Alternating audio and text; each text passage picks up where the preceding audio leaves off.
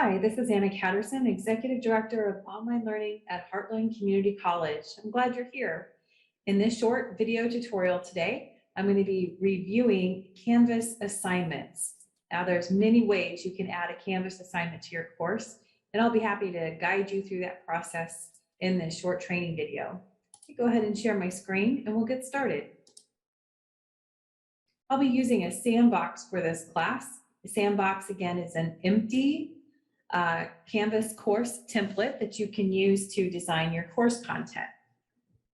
So to begin, let's go ahead and click on the assignment link on the left-hand side on the navigation bar. Remember that we do hide assignments, quizzes, pages, discussions, etc. for students because we really want to drive students to modules rather than have students cherry pick which item they need to be submitting to their instructor. But for instructors' purposes, let's go over to assignments and see what we have. If you weight your grades or categorize your grades, then your assignments may be into groupings. Just a refresher from a previous training, to create a Canvas group, you select the plus button in the upper right-hand corner to add a group, and then you can give it a name of whatever your preference or whatever matches in your course syllabus. So I have assignments and I have discussions and I have exams.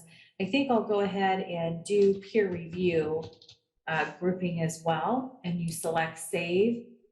And then you would simply just drag and drop your assignments into the correct groupings as you'd like. But to create a new assignment, we're going to go up to the plus assignment tab in the right-hand corner,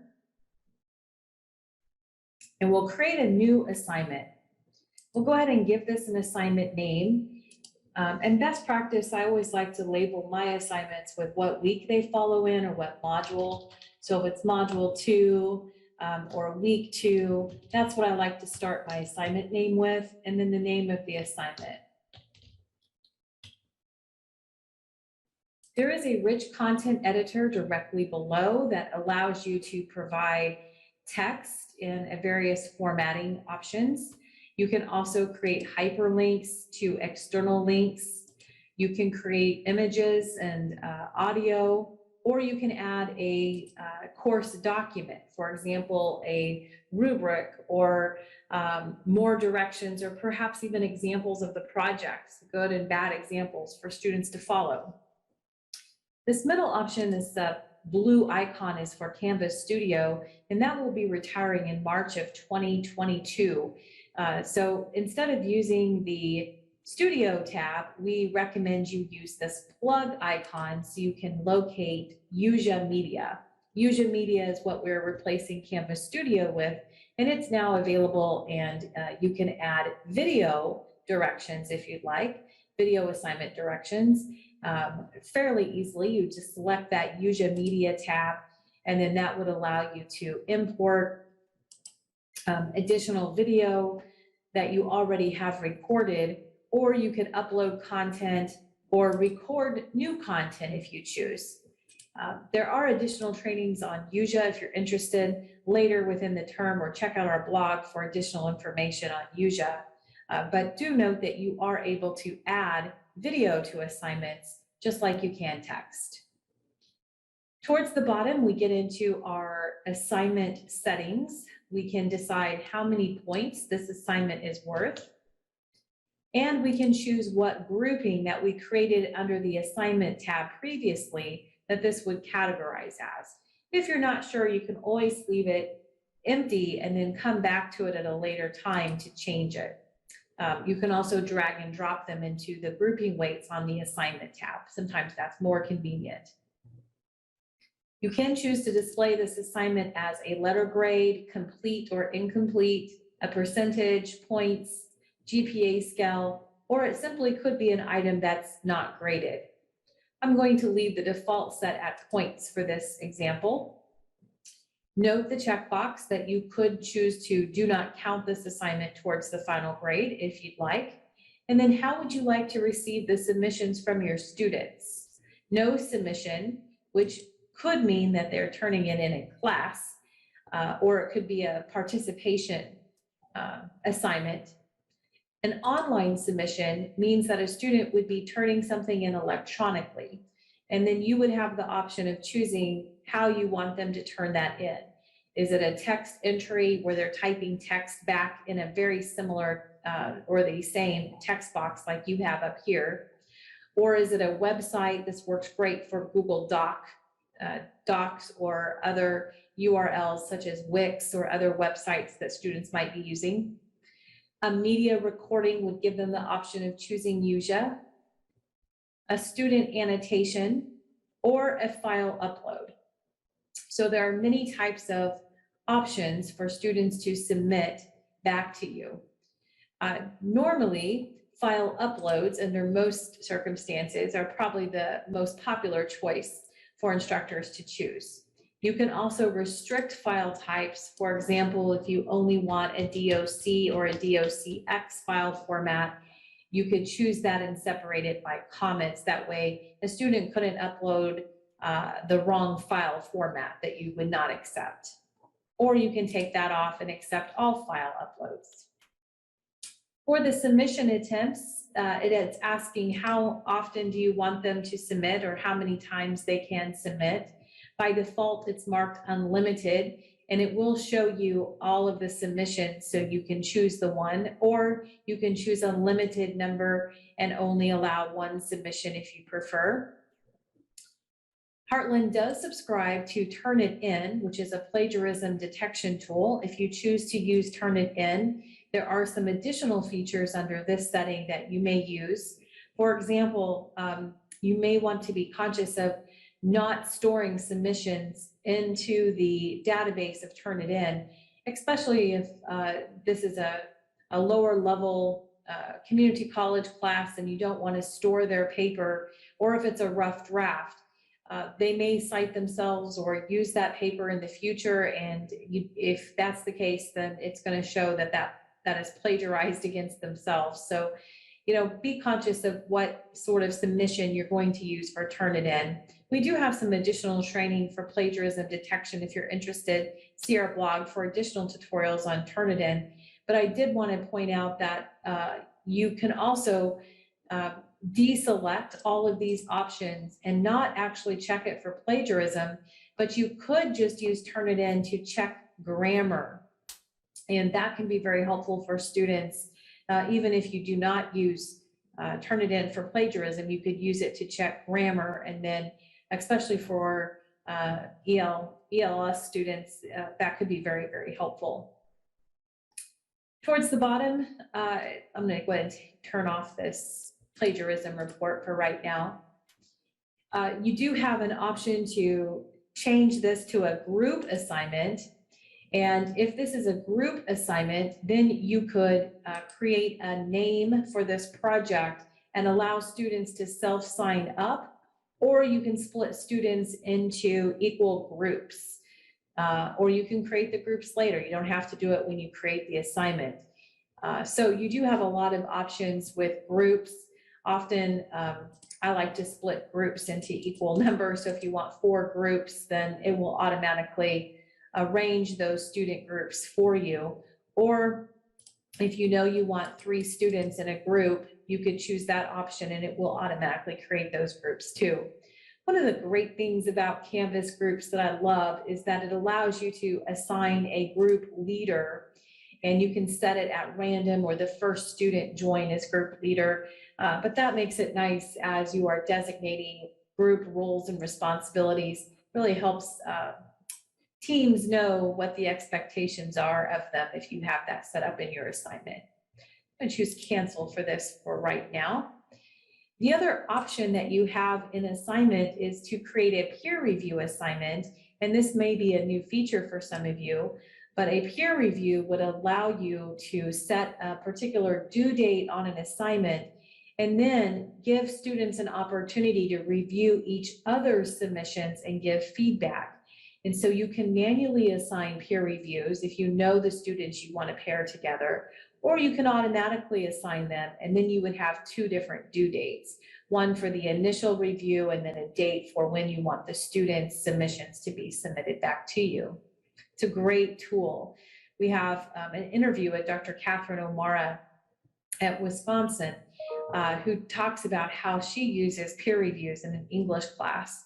I'd encourage you to look at our blog for that tutorial if peer reviews is something you'd like to do. So this is one element that often gets faculty confused, and it's the assigned to category. So let's just take a minute and look at this. If the assigned to category is set to everyone, then everyone will be assigned this assignment. But let's say you have a student in your class who needs an extension or just a separate due date.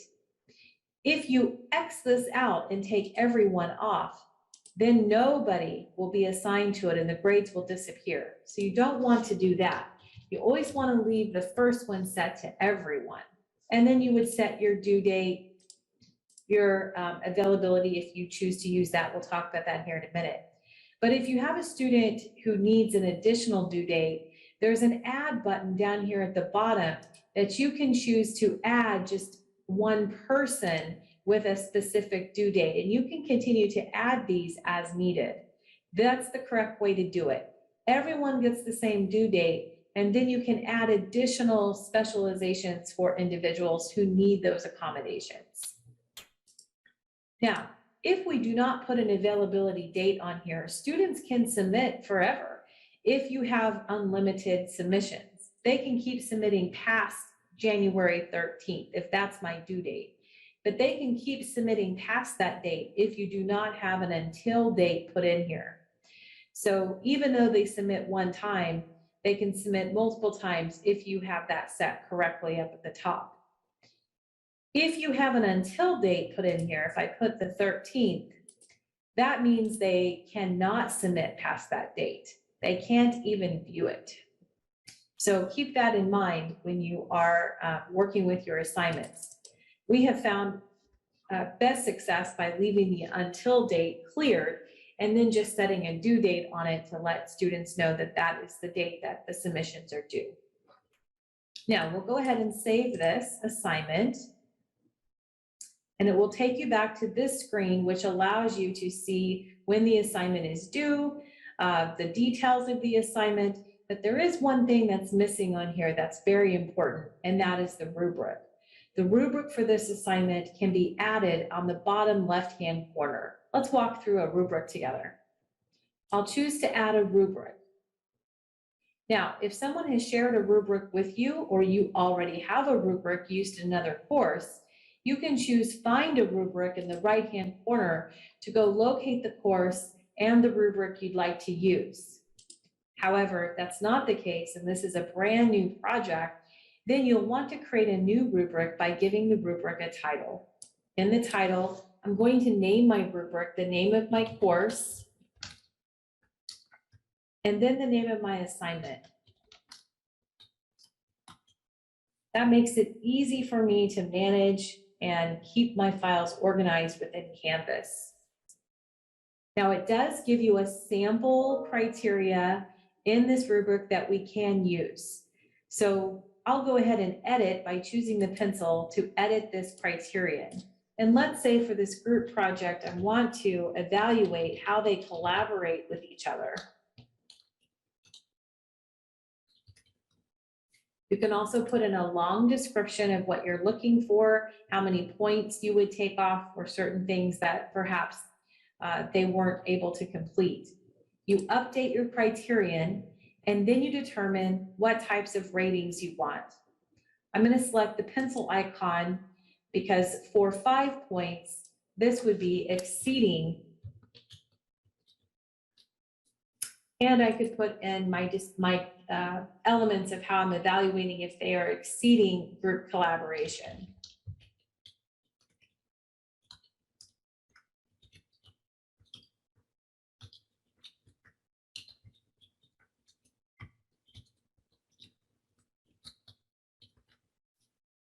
I'll update my rating, and then I can go and add an additional rating if I'd like. Best practice in our research indicates that 4 ratings is ideal for rubrics. So with that in mind, I'll go ahead and put in 4 different ratings. So I have 5 of exceeding. I'll go ahead and use 3 here for meets expectations. and I would fill in my rating description when I'm ready. And then I'll add one that needs improvement. And then I have a 0 at the end, and that one will be not completed. So if you decide that you do not want it to be worth 5 points, you can always go to the end of your rubric and change that criteria to be 10 points, for example. And when you press enter, it will automatically fill in your rubric across the board, making it very, very nice. So that's very helpful. Once you have this one criteria in, you can go down to the bottom and add additional criteria into your rubric until you're completed with the grading rubric. Now, we've talked a lot about essential competencies here at Heartland, and we know that they're important to measure within our courses. To align your essential competency into an assignment, you would select Find Outcome. If you do not have any outcomes within your course, that will remind you that you will first need to create one. We'll hit cancel. Let's go ahead and save this rubric first by choosing Create Rubric, and we'll come back to this. The rubric is created on our assignment. Now, if I want to align an essential competency to this assignment, I'll need to first import the outcomes into my course. On the left-hand side on the navigation bar, I'm going to choose Outcomes. From Outcomes, I'll need to select Find to determine where my outcomes live. Under Find, look under Account Standards to locate the Heartland Community College folder. If you're in a sub-account, you will already have your program outcome folder listed for you. Essential competencies, however, are always found in the Heartland Community College folder. Choose what essential competency aligns to your assignment. Once you choose the correct essential competency, scroll down to the bottom and import the essential competency into your course. Once imported, now we can go back to our assignment to align the competency to our assignment.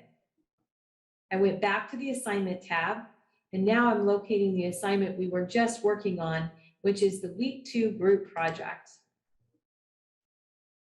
From here, I'll choose to edit my assignment and make sure that my description and all of my points are accurate. Select Save. Then we can edit the rubric at the bottom by choosing the pencil icon. Now let's choose Find Outcome, and you'll notice that the outcome we just imported is listed here at the top. I'll choose that. Now this outcome has a 3-point value to it, which may mess up my grading because my grading is only 10 points. So I don't want to add the 3 to it. So be sure to check the checkbox here that says use this criterion for scoring. Deselect that so the point values do not come over onto the rubric, and select Import. Then update your rubric. Now you'll notice that our grading criteria for our assignment has been built at the top, and we've successfully aligned our essential competency. So this assignment is aligned to problem-solving critical thinking. So do students propose a solution to a problem? That's what I'm evaluating on this essential competency. And don't forget, when you do grade this assignment, you'll need to evaluate if they met it or did not meet it. I'm going to edit this rubric one more time so I can show you the settings underneath. There are some additional options you can choose for a rubric. For example, you can choose to write free-form comments. If you choose that option, then it will not give you the ability to select a rating. That's not a great idea when you're using essential competencies because our data won't be selected. So be sure not to use that first checkbox if you are using an essential competency. The second one is removing points from a rubric. You can also choose not to post the outcome results. If you do not want the students to see these outcome results, you can definitely choose that option. And you will always want to choose to use this rubric for assignment grading to make your life so much easier. You can just select on each of these cells and choose which rating that the student earned. And I'll choose to update my rubric. All right, from here, you are now ready to save your assignment and add it into an appropriate grouping, which we're going to do next. Let's go ahead and go back to the assignment tab on the left-hand side of our screen. So now you can see that the week 2 group project is active. It is not published. I do not have it as a green check mark, so students can't see it yet, but you are able to drag and drop it into whatever group category you would like it to live in. Then you can publish it if you'd like. Now we'll go back to modules and we'll add it to one of our modules. Let's say that that assignment belongs in week 1 module. So from here, I'll select the plus sign within the module and then select assignment from the top. Look for your week 2 group project that we just created and select add item. It adds to the bottom by default, so then I can click and drag and put it into the location that I need it to be. Remember that a module just puts a copy of the assignment in the course. This is not where it lives. This assignment will always live under the Assignments tab. So if you want to delete it or edit it, you'll want to come to the Assignments tab to do so. Placing it into the module just places it as a link or a reference to it. It does not actually, once you remove it out of a module, it doesn't delete here. You have to actually go to the assignments to remove it from your course. Now, one last thing I wanted to share about assignments is that you can also create an assignment that uses an external tool. Let me show you. Some of you I know use Google as an assignment tool. So let's say we want to create a Google Doc assignment.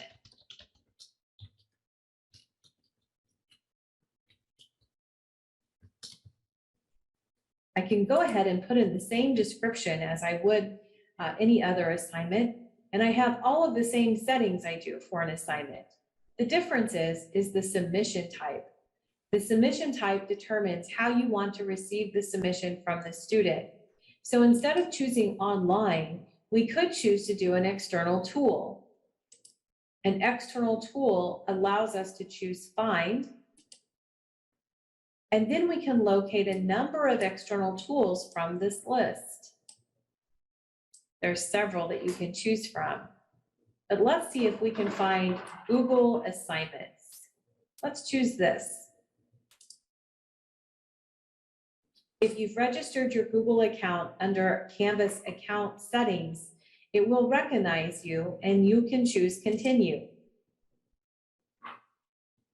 Then it will create a Google assignment asking if you want to check for plagiarism, attach any files, create a rubric, add points. You can do all of the Google assignment features that are available to you, and then you can select to create a Google assignment directly into Canvas. It's that easy. So for those of you that teach at a high school or a Google school and have a one-on-one and maybe use Chromebooks, this would be a great opportunity for you to integrate Canvas with your students because you now can add Google assignments directly into Canvas. If you have questions about additional external tools that I can help you with, please let me know and I'm happy to help. This concludes the assignment tutorial for Canvas. I hope this was helpful. If you have questions about any of these features, please contact Jewel or I so we can give you some assistance. In addition, we have a great blog. It's heartland-online.blogspot.com. On the blog, there's a number of tutorials and training guides and documents that can help you get started with Canvas. I appreciate you tuning in today. Please reach out if you need any help at all. Take care.